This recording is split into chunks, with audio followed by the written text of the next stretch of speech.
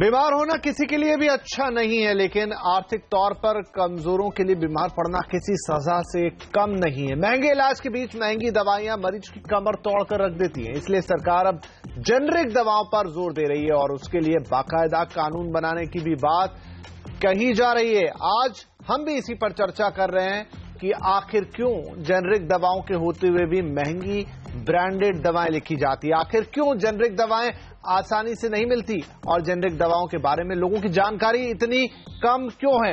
तो इस चर्चा में हमारे साथ शामिल हो रहा है एक बड़ा पैनल। इसमें है रेडिक्स हेल्थ केयर के CMD doctor Ravi Malik, Indraprastha Apollo अस्पताल के डॉक्टर पुनीत बेदी, पूर्व स्वास्थ्य सचिव के सुजाता राव और आईडीएमए के सेक्रेटरी जनरल दारा पटेल साहब। सबका बहुत बहुत स्वागत है। डॉक्टर पुनीत बेदी, आपसे शुरुआत करता हूं।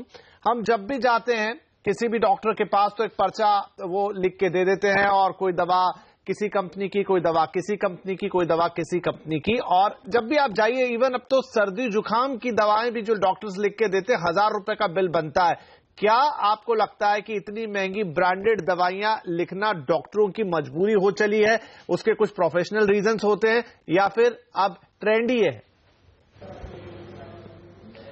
नहीं, मार्केट फोर्सेस शुरू से ऐसी रही हैं। प्रोग्रेसिवली प्राइस डीकंट्रोल किया था। पहले इनफैक्ट पब्लिक सेक्टर की भी इंडियन आईडीपीएल जैसी कंपनियां थी जो थोड़ा ड्रग्स कंट्रोल करती थी। पिछले 20-30 साल में मार्केट के ऊपर वो पूरा स्ट्रांग होल्ड है ड्रग कंपनीज का, और इसमें कोई शक नहीं है कि वो डॉक्टर्स को स्पॉन्सर्स करते हैं, स्टडीज स्पॉन्सर करते हैं, ट्रिप्स स्पॉन्सर करते हैं। इसलिए एक पर्टिकुलर ब्रांड बेचने में उनका वेस्टेड इंटरेस्ट है और डॉक्टर्स का भी लिखने में।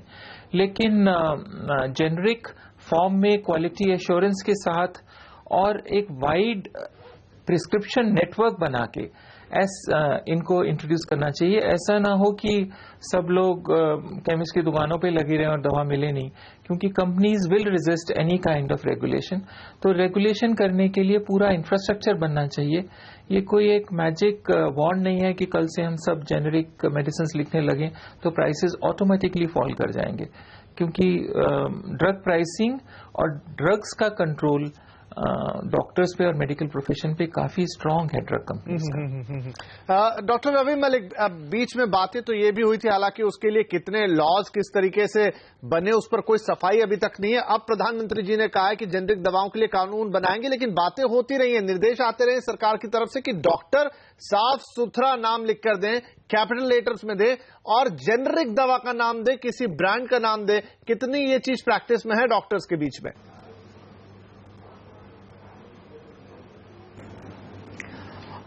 देखिए, बहुत ज्यादा वाइडली प्रेवलेंट तो अभी नहीं है, लेकिन ये जो प्रधानमंत्री जी ने कानून बनाने वाली बात की है, इसका सभी डॉक्टर्स बहुत अच्छा स्वागत करते हैं, क्योंकि इससे जो कॉस्ट है ड्रग्स की वो काफी ज्यादा कम हो जाएगी और मोस्टली जो पुअर पेशेंट्स के ऊपर ब्रंट पड़ता है वो दवाइयों का ही ब्रंट पड़ता है। और जो ब्रांडेड दवाइयां वो कई बार तो 10-10 गुना 20-20 गुना ज्यादा costly as compare to the generic drugs. तो जब ये कानून बन जाएगा, इसके कानून के दायरे में जो मेडिकल प्रोफेशन के कुछ प्रोविजंस आ जाएंगे तो इस चीज का बड़े अच्छे से पालन होगा। लेकिन इससे पहले ये देखना बड़ा जरूरी है कि इन जेनरिक मेडिसिन की अवेलेबिलिटी प्रॉपर होनी चाहिए, पहले प्रॉपर इंफ्रास्ट्रक्चर डेवलप होना चाहिए और उसके बाद इस कानून को लगाना चाहिए, जो कि सारे डॉक्टर्स इस चीज का स्वागत करते हैं। जी सुजाता जी, सरकार जो दोनों डॉक्टर्स हमारे कह रहे हैं कि आपको उसके लिए एक इंफ्रास्ट्रक्चर की जरूरत होगी। पहले आपको ये सुनिश्चित करना पड़ेगा कि आपके पास जेनरिक दवाएं उपलब्ध हैं कि नहीं, वो कितने आउटलेट्स पे मिल रही है, कहां कहां मिल रही है। एक तो अवेयरनेस की बहुत कमी है। मुझे लगता है बहुत सारे जो दर्शक भी कार्यक्रम देख रहे हैं और जो लोग जाते हैं दवा खरीदने, वो जेनरिक नॉन जेनरिक ये समझते ही नहीं है, बस उनको लगता है ये डॉक्टर ने लिखा है, ये नाम ले देना है। तो लोगों में अवेयरनेस आए और दूसरी बात उसकी उपलब्धता हो। क्या इस पर सरकार में कभी कोई काम हुआ है? अब कानून बनाने की तो बात हो रही है, लेकिन हम कितने तैयार हैं उसके लिए? नहीं, ऐसी बात है कि ये जो generic drug, single brand generic drugs के लिए रिकमेंडेशन हती साहब ने कमेटी के उन्होंने किया 1975। फिर जाके प्रणब सब कमेटी ने 2005 में किया, फिर जाके कटोच कमेटी ने 2011 में किया। तो अब ये सरकार जो वो कमेटी के रिकमेंडेशंस लेके लागू करना चाहती है, मैं समझती हूँ बहुत ही प्रोग्रेसिव और बहुत ही फॉरवर्ड लुकिंग कंपनी है, पॉलिसी है, क्योंकि खाली इंडिया में है ये ब्रांडेड जेनरिक और जेनरिक का अंतर। तो जब ये पॉलिसी लागू हो जाएगी तब ये दोनों इक्वलाइज करके जेनरिक वर्सेस पेटेंटेड खाली 2 कैटेगरीज रहेंगे। तो जैसे डॉक्टर सब लोगों ने कहा प्राइस डिफरेंस तो बहुत ही कम हो जाएगा और हमें मेरा ख्याल है कोई अभी 10,000 कंपनीज हैं जो जेनरिक ड्रग्स प्रोड्यूस कर रहे हैं, पर ये खरीदते क्यों नहीं? क्योंकि लोग समझते हैं और ये इंफॉर्मेशन जो प्रोपेगेंडा जो ब्रांडेड जेनरिक कंपनीज ने किया हुआ है उससे लोग समझते हैं कि जेनरिक ड्रग्स लो क्वालिटी है और उनके कंपनी वालों की जो प्रोडक्ट है वो अच्छी क्वालिटी है। तो ये गवर्नमेंट को पहले निश्चित रूप में ये काम करना पड़ेगा कि लोगों को ये विश्वास देना है कि जेनरिक जो है वो थेरेपेटिकली इक्वली एफिकेशियस है और इनको लेने में कोई प्रॉब्लम नहीं होनी चाहिए और जेनरिक की करना है।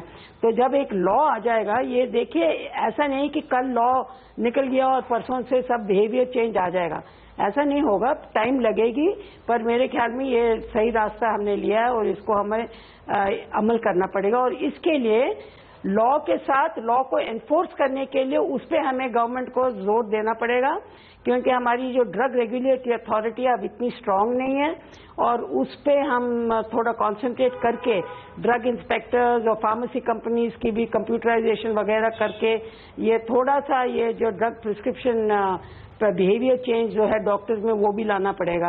मैं एक चीज बताना चाहती हूँ, जब मैं सेक्रेटरी थी तब हमने सीजीएचएस डॉक्टर्स के लिए, सीजीएचएस जो गवर्नमेंट सर्वेंट्स के लिए, जो आपने सुना होगा सीजीएचएस करके एक है सेंट्रल स्कीम, तो वहां पे हमने ये एक रूल लगा दिया कि खाली जेनरिक ड्रग्स ही प्रिस्क्राइब करना पड़ेगा। तो हमें कंप्यूटराइज डेली शीट्स आती थी कि किस डॉक्टर ने ब्रांडेड जेनरिक प्रिस्क्राइब किया है या पेटेंटेड प्रिस्क्राइब किया है। तो वो काफी 1, 2, 3, 4 बार करने से उनको वो डॉक्टर को बुला के काउंसलिंग करते थे। पर मेरे ऊपर इतना प्रेशर आया था कि जो मेंबर्स ऑफ पार्लियामेंट हों या सीनियर ऑफिसर्स हों कि हमें क्यों बकवास ड्रग्स दे रहे हैं, जेनरिक ड्रग्स क्यों दे रहे हैं, हमें ब्रांडेड ड्रग्स चाहिए, कि मतलब ये इंप्रेशन इतना ज्यादा है कि सोचते हैं कि हम जेनरिक ड्रग्स दे रहे हैं तो इंफीरियर ड्रग्स दे रहे हैं।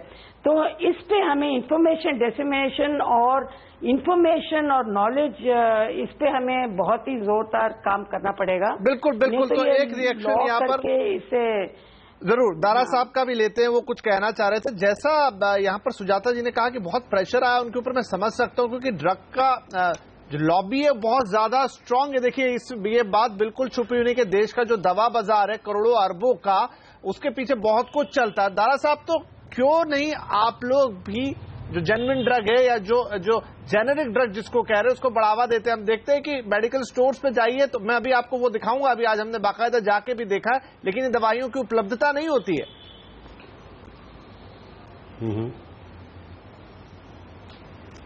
देखिए, ऐसा है कि पहले तो हमें समझना चाहिए कि ब्रांडेड ड्रग क्या होती है। एक ब्रांड को डेवलप करते करते बरसों लग जाते हैं, और जब डॉक्टर एक ब्रांड प्रिस्क्राइब करता है और पेशेंट उसका फीडबैक डॉक्टर को देखता है कि ये दवा मेरे लिए अच्छी है, मुझे इससे फायदा हुआ है, तब जाके एक ब्रांड बिल्ड होती है।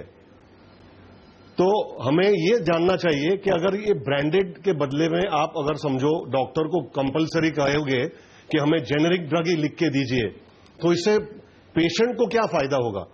आज अगर डॉक्टर एक ब्रांड लिख के देता है, कल अगर आप जेनेरिक लिखोगे तो 10 कंपनियों में से जिस कंपनी में ज्यादा मुनाफा मिलता है केमिस्ट को, वो वही दवाएं उनको देगा कि आपके लिए यही दवा सही है। पटेल साहब, वो तो अभी भी हो रहा है, वो अभी भी तो केमिस्ट वही दवा देता है जिसमें उसको सबसे ज्यादा मुनाफा मिलता है।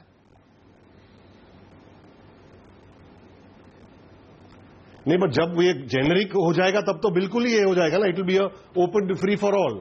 आज तो थोड़ी भी पाबंदी है कि डॉक्टर ने एक ब्रांड लिख के दिया है तो आप वही ब्रांड दे दीजिए। लेकिन और हम तो मैन्युफैक्चरर्स हैं। देखिए, ये जो ब्रांड लिख के देने की आप बात कर रहे हैं, जेनेरिक्स का होगा जी, नहीं, ये सही बात नहीं कह रहे हैं। नहीं, मैं एक चीज कहना चाहती हूँ, जो टेस्ट गवर्नमेंट ने किया है उन्होंने कहीं भी ये फर्क नहीं देखा कि quality of generic drug is inferior to patent ये ब्रांडेड ड्रग्स, कहीं नहीं है, ये डेटा कहीं भी नहीं है।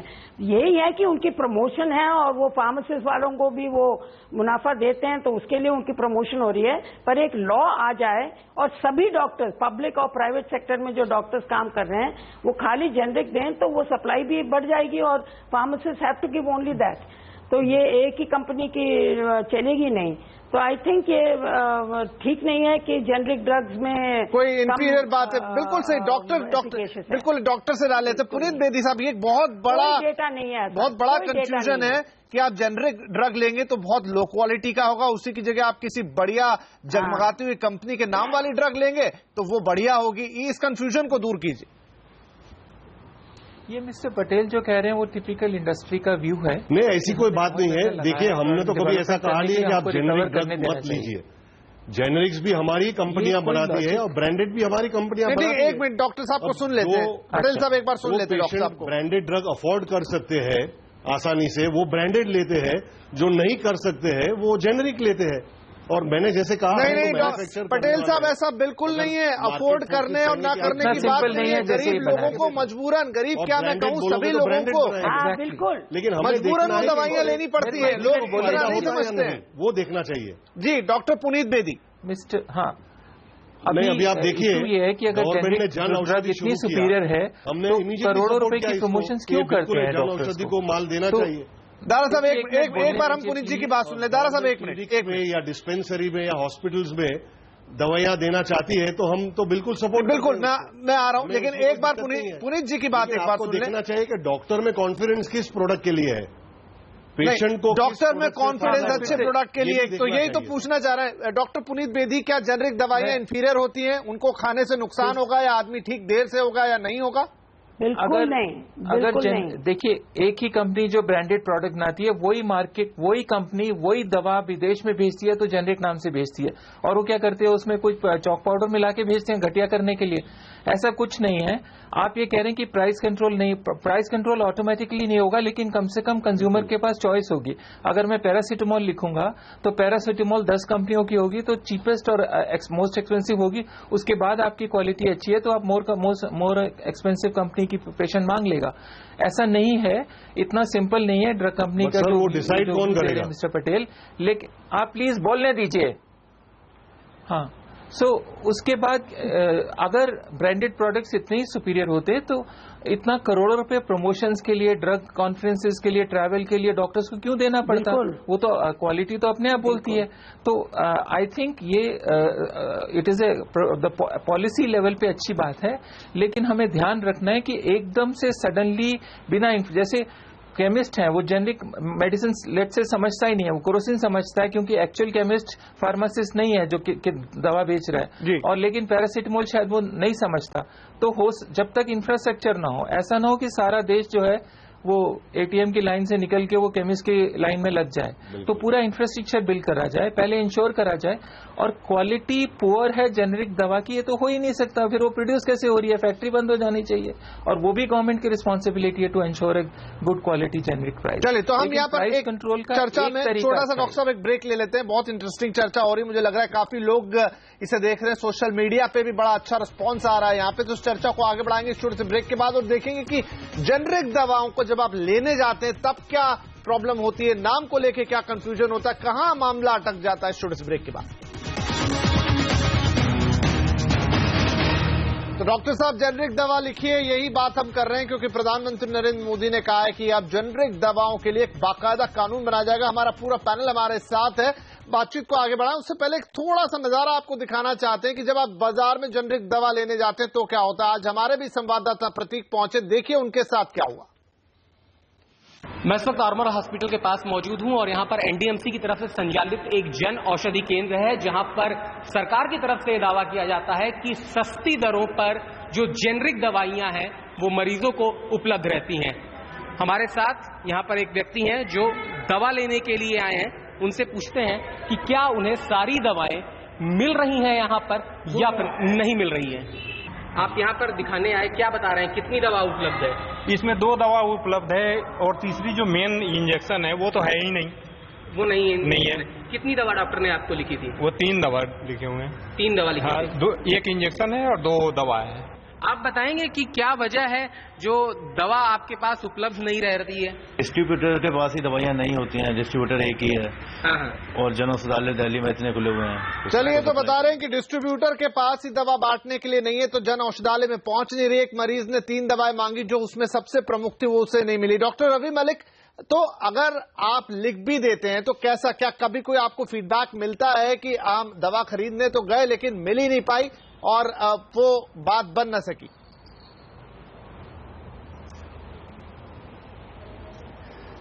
देखिए, पहले तो मैं पटेल साहब की इस बात से बिल्कुल इत्तेफाक नहीं रखता कि जो जेनरिक दवाई हैं वो शायद उतनी इफेक्टिव नहीं होंगी, ब्रांडेड ज्यादा इफेक्टिव होगी। जैसे कि पैरासीटामोल का अगर एग्जांपल लें, 650 मिलीग्राम पैरासीटामोल चाहे जेनरिक है, चाहे आप उसको किसी भी तरह का ब्रांड बना दीजिए, बुखार वो उतारेगी। इसी तरह से आइबुप्रोफेन है, चाहे आप उसको जेनरिक दें, क्योंकि जो काम करेगा वो तो अंदर केमिकल करेगा और उसका ऊपर से ब्रांड से या किसी से कोई तल्लक नहीं है। तो जेनरिक दवाइयां जो हैं वो उतनी ही इफेक्टिव हैं। ये एक तरह की नई सोच है जो कि न केवल पेशेंट्स को, कंज्यूमर एक्टिविज्म का जमाना है, हर व्यक्ति का हक है उसे सस्ती दर के ऊपर दवाई जो है वो मुहैया कराई जाए। तो ये तो एक तरह से माइंडसेट है जो कि सब लोगों का चेंज होना बहुत आवश्यक है। देखिए, वो सबसे पहले ही डिस्कशन में हमने कहा है कि जेनरिक दवाइयों के ऊपर सडनली जाने के बाद एकदम से रॉकेट साइंस नहीं होगी, उनकी अवेलेबिलिटी बड़ी आवश्यक है। तो जब भी कानून बनेगा, इस तरह का इंफ्रास्ट्रक्चर होना जरूरी है कि हर केमिस्ट की शॉप के ऊपर जो है जेनरिक दवाइयां जो हैं अवेलेबल हो, जो कि एक बहुत बड़ी बात नहीं है, वो अवेलेबल होगी। दूसरी चीज ये भी है कि चॉइस जो है वो केमिस्ट के पास में भी नहीं होनी चाहिए। अगर जेनरिक दवाई लिखी है तो उसे जेनरिक दवाई ही देनी क्योंकि पड़ेगी। केमिस्ट भी अक्सर दवाएं नहीं देते हैं। आप कोई पर्चा लेकर जाइए, केमिस्ट आपको सब्स्टिट्यूट पकड़ा देता है। हेलो जी सुजाता जी, बिल्कुल आप ये बिल्कुल ये आप बात जो कह रहे हैं उस बात का कोई भी आगे वो किंतु परंतु नहीं रह जाएगी। जब ये कानून के दायरे में सब कुछ आ जाएंगी, कानून के अंदर प्रोविजन आ जाएगा, लोगों को कानून पता होगा और कानून की एनफोर्समेंट अच्छे से हो तो यहाँ लेकिन कह रहे हैं कि कानून की जरूरत होगी। सुजाता राव भी कुछ कहना चाहती है। जी डॉक्टर मलिक, मुझे एक छोटा सा ब्रेक लेना होता, फिर आके सुजाता जी मैं आपके पास आता हूं। तो कुल मिला के बिना कानून के शायद हम इसको इफेक्टिवली लागू नहीं कर पाएंगे। बातों से कुछ नहीं होगा, कानून लाना होगा, लेकिन कब तक, कैसे, क्या, छोटे से ब्रेक के बाद।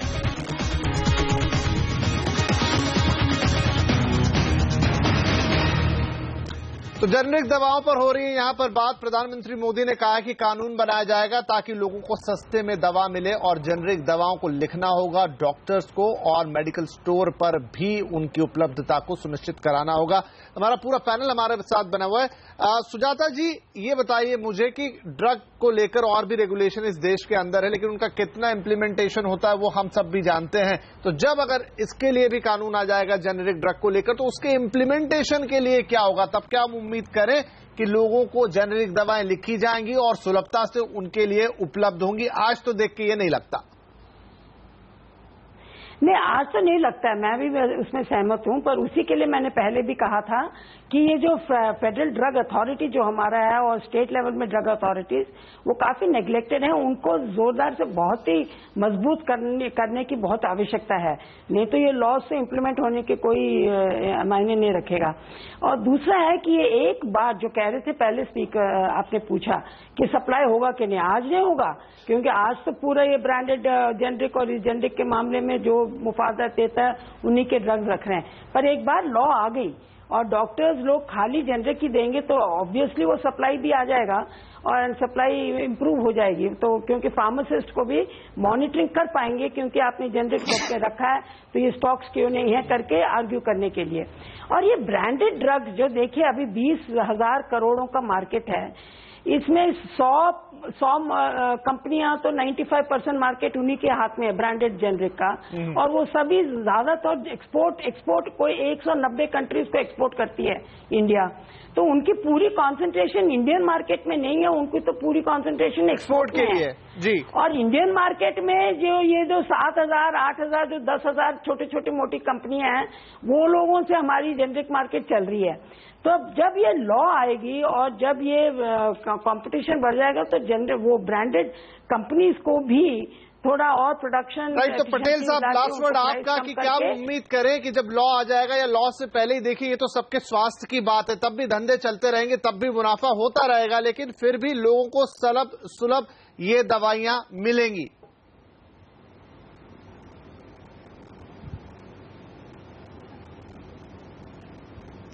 पटेल साहब, आई कांट हियर यू। चलिए, शायद आप तक आवाज नहीं पहुंची। डॉक्टर यू प्रॉपर्ली बोलिए। जी, मैं कह रहा था कि हम उम्मीद करें, लॉ आएगा, लॉ का इंतजार करना तो लंबी बात होगी, लेकिन हम उम्मीद करें कि डॉक्टर्स अगर लिखना चालू कर देते हैं, जैसे हमारे दोनों डॉक्टर्स कह रहे हैं यहाँ पर, तो उपलब्धता होगी जेनरिक दवाइयों की, मुनाफा उसमें भी होगा, पैसे उसमें भी कमाए जाएंगे। जी बिल्कुल, मैंने तो पहले ही कहा आपको कि हम तो मैन्युफैक्चर करने वाले हैं। अगर कानून ये कहेगा या गवर्नमेंट ये कहेगी कि इससे पेशेंट को सुविधा होगी और पेशेंट खरीद सकेंगे दवाएं, तो हम जेनेरिक बनाने को तैयार है, ऐसी कोई बात नहीं है। लेकिन जैसे हमारे एक डॉक्टर साहब ने एग्जाम्पल दिया पैरासिटामोल का, ये एक ही एग्जाम्पल है, ऐसे हजारों मॉलिक्यूल्स है, उनके तरीकत अलग है, बनाने के जरिए अलग है, सोर्सिंग अलग होता है उनका, इसीलिए इनका प्राइस भी अलग रहता है। तो ऐसा नहीं है कि अगर एक पैरासिटामोल सही काम करता है तो दूसरा भी सही करेगा, ज्यादा तौर पे हो सकता है, लेकिन ब्रांड्स आर ऑल्सो इफेक्टिव। चले वो यहाँ समझ पर लीजिए। चर्चा को खत्म। और दूसरी बात ये है कि हमारे देश में बात फिर दारा सिंह साहब ने वही कह दी, लोग भी नहीं है, कंफ्यूज हो जाएंगे कि क्या हम ब्रांडेड खरीदी कि जेनरिक पे। आप कह दीजिए कि जाइए बेधड़ल्ले से जेनरिक दवाई खरीदिए, कोई दिक्कत नहीं होगी। देखिए, हमें यह माइंडसेट चेंज करना बड़ा जरूरी है कि जो पैरासिटामोल है जेनरिक वाला वो इफेक्टिव नहीं होगा और ब्रांडेड वाला इफेक्टिव होगा। जी, तो डॉक्टरों से तो ये एश्योरेंस चाहिए कि कोई भी दवाई जेनरिक फॉर्म में भी आपको उतनी ही अच्छी तरीके से ठीक करेगी। नहीं, मुझे ये एक चीज बताइए पटेल साहब, जब वो सिप्ला का एक ड्रग हमें या रैनबैक्सी का ड्रग मिलेगा तो उसकी एफिकेसी सच्ची जो केमिकल कॉम्पोजिशन है वो सही मार्ग में है कि नहीं, वो कैसे हमें मालूम है? आप कह रहे हैं तो आपसे मानना पड़ेगा। जब ड्रग ये जन औषधि और गवर्नमेंट प्रोक्योर करती है, सब ड्रग्स के सैंपल्स हम टेस्ट करते हैं। So it's not a fact कि इसी में मैं कह रही हूँ कि रेगुलेशन लाना एक चीज है और मेरे ख्याल में गवर्नमेंट 2-3 साल के बजाय जल्दी से लाए तो बहुत ही। चलिए, तो इसके लिए शायद कानून ही असर दिखाएगा। माफी चाहूंगा क्योंकि समय समाप्त हो रहा है, लेकिन एक बात के साथ अपनी बात खत्म करना चाहूंगा। सुजाता जी, माफी चाहूंगा, समय समाप्त हो रहा है, लेकिन एक कंक्लूजन ये है कि आप डरिए मत, जेनरिक दवाएं लीजिए, डॉक्टर्स भी इसके पक्ष में है। जेनरिक दवाएं भी आपको उसी तरह ठीक कर सकती हैं जैसे कोई ब्रांडेड दवा। इंतजार रहेगा कि सरकार कितनी जल्दी कानून लेकर आती है ताकि सभी इसके दायरे में आए, चाहे लिखने वाले हों, बनाने वाले हों या बेचने वाले हों। आप सभी का इस कार्यक्रम में शामिल होने के लिए बहुत शुक्रिया। नमस्कार।